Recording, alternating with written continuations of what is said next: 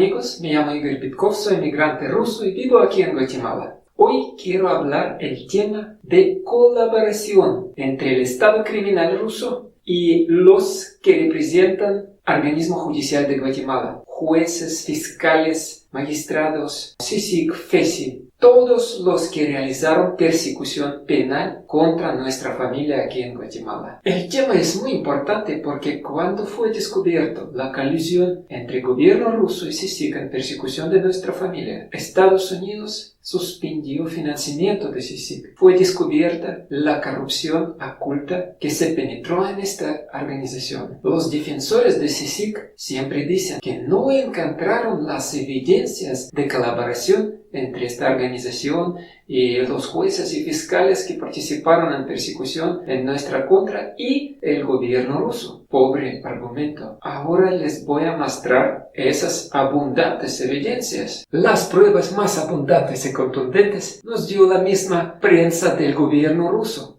Inmediatamente después de la captura de nuestra familia, 15 de enero del año 2015, salieron miles de artículos en Rusia donde revelaron todos los detalles de cómo el gobierno ruso pagó a los investigadores, a los bufetes jurídicos para armar el caso contra nuestra familia y hasta que, según ellos, atrajeron CICIG para agilizar nuestra captura. Porque el Ministerio Público según ellos, tardaba a capturar nuestra familia. Yo tengo un testimonio de un ex fiscal de CICIG que no quiere descubrir su nombre. Él me explicó detalladamente cómo fue que Alfonso Carrillo y Iván Velázquez plantearon empezar la persecución ilegal contra nuestra familia en el año 2014. ¿Por qué ilegal? Porque el gobierno ruso nunca presentó ninguna pruebas que nosotros cometemos algún crimen en Rusia. Entonces ellos escogieron perseguirnos por documentos en Guatemala. Y la ley dice claro que los migrantes no son responsables por documentos que les otorga el gobierno, pero empezaron a perseguir a nosotros y no a los funcionarios los que emitieron estos documentos. Nosotros tenemos más de 100 páginas de los reportes de CICIG que ellos vigilaron a nuestra familia, a mi hija, a mi esposa, a mí personalmente, hasta al novio de la hija, en todas partes. ¿Cuántos recursos, cuánto dinero gastó CICIG para vigilar a nuestra familia durante 3 meses? Y no encontraron ningunos hechos criminales que nosotros podríamos cometer en Guatemala. Sin embargo, en la audiencia 14 de enero del año 2015, CICIG mintió ante juez Gálvez que nosotros cometemos crímenes en Rusia, y el mismo juez Gálvez en su resolución dice que como no pagaron deuda, supuesta deuda, a un banco, hay que rápidamente capturar a nosotros. Y al incumplir con los bancos e iniciarle los procedimientos correspondientes, salen de Rusia y se van a otro país. A raíz de eso es que ese país inicia las investigaciones, pues, o contrata investigadores, y así es como le dan seguimiento a estos ciudadanos rusos y se llega a establecer que estas personas se encuentran en Guatemala. Por eso es que hago referencia a que las diligencias son consideradas demasiado urgentes por parte del Ministerio Público y por parte de este órgano jurídico. Nunca, ni gobierno ruso, ni CICIG, ni FESI, nunca mostraron ninguna pruebas, ninguna evidencias de esta falsa acusación. Hay un documento que CICIG y FESI intentaban de ocultar, pero lo tenemos, donde Iván Velázquez ordena a Telma Aldana trasladar el expediente, el caso penal contra nuestra familia, de la Fiscalía Metropolitana a la Fiscalía FESI, a las manos de Estuardo Campo, hasta que pone el nombre del fiscal que, según Velázquez, debe encargarse de la persecución contra nuestra familia. Y esto es ilegal. CICIG no fue establecido en Guatemala para perseguir a unas familias de migrantes. mucho menos a realizar una persecución política junto con el gobierno de algunos estados criminales. En la audiencia de primera declaración, la representante de CICIG, Claudia González, y representante de FESI, Estuardo Campos, pidieron al juez incluir el Banco Estatal Ruso VTB como querellante adhesivo contra nuestra familia, con declaraciones falsas del banco que supuestamente nosotros tenemos una deuda. El hecho de que ellos se representen en este momento como agraviados, teniendo y presentando en esta audiencia la capacidad civil que tiene el VTB Banco sobre los derechos que le fueron violados por los delitos cometidos en el país de Rusia, le dan la competencia para que ellos se puedan presentar como querellantes adhesivos de manera provisional en el presente caso. Fue falso. 3 años después, la sala de apelaciones excluyó el banco del proceso porque el banco nunca presentó ningunas pruebas, ningún documento que confirma la supuesta deuda. Todo fue falso del inicio. La presencia del banco en todas las audiencias, en todo el proceso penal, fue ilegal. El acto más cruel que hizo el gobierno ruso fue secuestrar a nuestro hijo.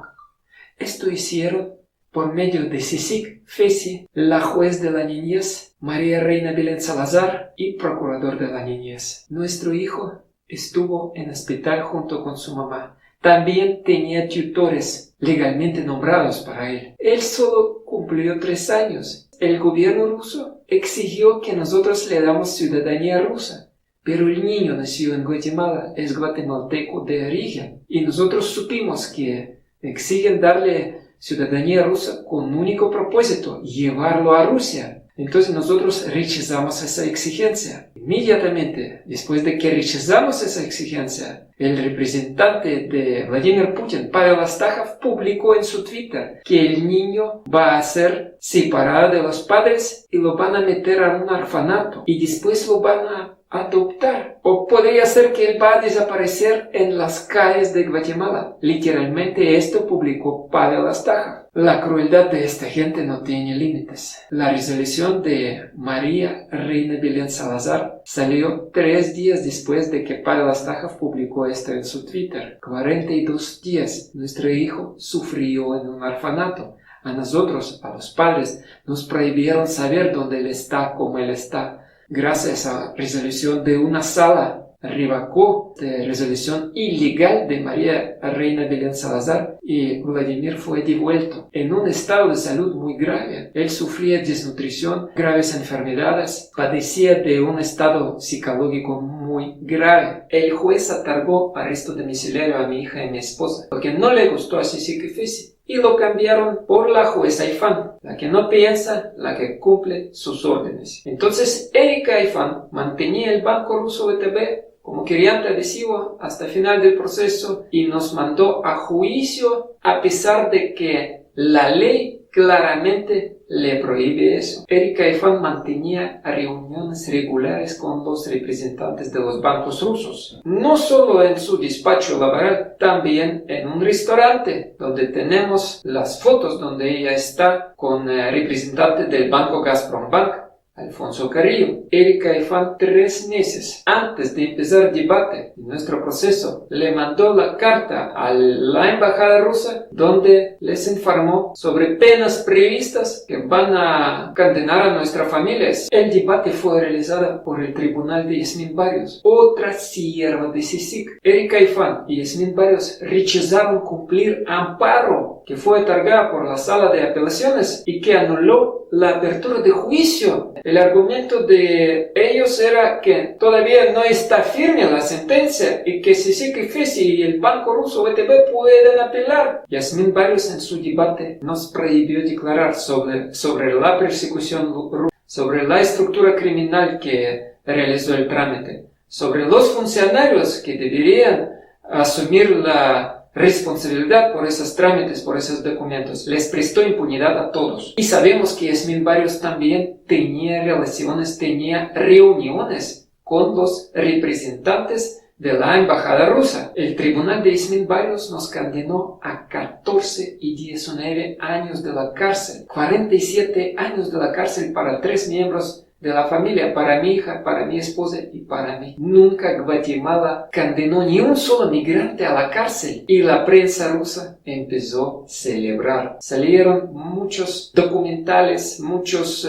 artículos sobre nuestra condena. Y nuevamente la prensa rusa decía que ese es un logro del gobierno ruso. El gobierno ruso logró conseguir estas condenas, estas brutales condenas. La prensa rusa celebraba esas condenas como su propio éxito. 19 лет проведет в тюрьме беглый бизнесмен из Калининградской области Игорь Битков, по 14 его жена и дочь.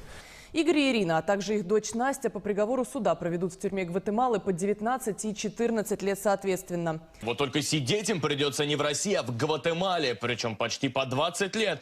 Приговорены к длительным тюремным срокам судом Гватемалы. Суд Гватемалы приговорил 3 россиян к очень серьезным срокам. Бывший владелец Неманского целлюлозно-бумажного комбината Игорь Битков, благодаря усилиям кредиторов из ВТБ, был осужден в Гватемале на 19 лет éxito. Entre todos los oficiales rusos declararon que a pesar de que nos condenaron a 47 años, eso no es todo. Ellos junto con jueces, con fiscales de Guatemala, están preparando otro juicio contra nuestra familia. Así actúa la dictadura de Putin sin piedad contra sus oponentes, contra opositores rusos. Y nosotros sí descubrimos que desde el año 2015 el gobierno ruso exigía asistencia legal mutua y proporcionó al Ministerio Público, al organismo judicial de Guatemala, un expediente lleno de las falsedades contra nuestra familia. Estoy seguro que todo esto fue pagado en muchos niveles. El Senado de Estados Unidos, la Comisión de Derechos Humanos Helsinki, realizó su audiencia 27 de abril del año 2018 y esto fue inicio del fin de CICIG. Para CICIG suspendieron financiamiento. ¿Por qué? Porque fue descubierto esta colaboración, esta colusión entre CICIG y el gobierno ruso. Pero yo diría que no fue solo CICIG, fue todo organismo judicial cooptado, comprado por el gobierno ruso para perseguir a nuestra familia. ¿Por qué? Porque para Rusia, para Putin, fue un gran proyecto político. Castigar a un empresario, castigar no solo a mí, castigar a mi hija, a mi esposa, a mi pequeño hijo de 3 años. Ellos no tienen piedad a nadie. La audiencia de Comisión Helsinki le dio mucho miedo a Iván Velázquez. Y sus jueces títeres nos otorgaron arresto domiciliario, pero la persecución no se terminó. En el día 26 de enero del año 2019, con un avión privado, en Guatemala llegó subsecretario del Consejo de Seguridad de Rusia, Alexander Gribionkin, y el presidente de Corte Suprema de Rusia, Vyacheslav Lebedev, acompañados con el presidente del banco Gazprombank, Andrei Akimov, el amigo personal de Vladimir Putin. La gente de tan alto rango vinieron a Guatemala por primera vez. ¿Y con quién se reunieron? Con Juan Francisco Sandoval, el jefe de FESI que persigue a nuestra familia. Y es curioso, con la presidenta de Cámara Penal, Delia Dávila, en aquella época, de Corte Suprema de Guatemala. No sabemos qué discutieron a esa gente, pero sabemos el resultado. Este año, en una forma totalmente anómala, el Corte de Apelaciones de mayor riesgo confirmó la condena ilegal, brutal, la condena totalmente absurda contra mi hija y contra mi esposa, 14 años de la cárcel. Podemos imaginar el nivel de corrupción, el nivel de cooptación del sistema de justicia. Estos corruptos magistrados, esos corruptos miembros de la estructura criminal que captó la justicia de Guatemala, todavía siguen con esta persecución contra toda nuestra familia. Lamentablemente, hasta el día de hoy, los jueces y fiscales y magistrados corruptos que participaron en esta colusión con el Estado criminal ruso para perseguir a nuestra familia siguen intactos, impunes. Todavía no fue realizada la profunda investigación de esos personajes, sus cuentas bancarias, su estado económico, de sus familiares incluso, porque el Estado criminal ruso siempre paga, pero mal paga el diablo. Creo que tarde o temprano la justicia va a alcanzar a esos personajes y la verdad va a ser descubierta. Amigos, muchas gracias por ver este video hasta el final. Si les gustó, por favor, pueden poner like, compartir este video y suscribirse en este canal. Y hasta pronto.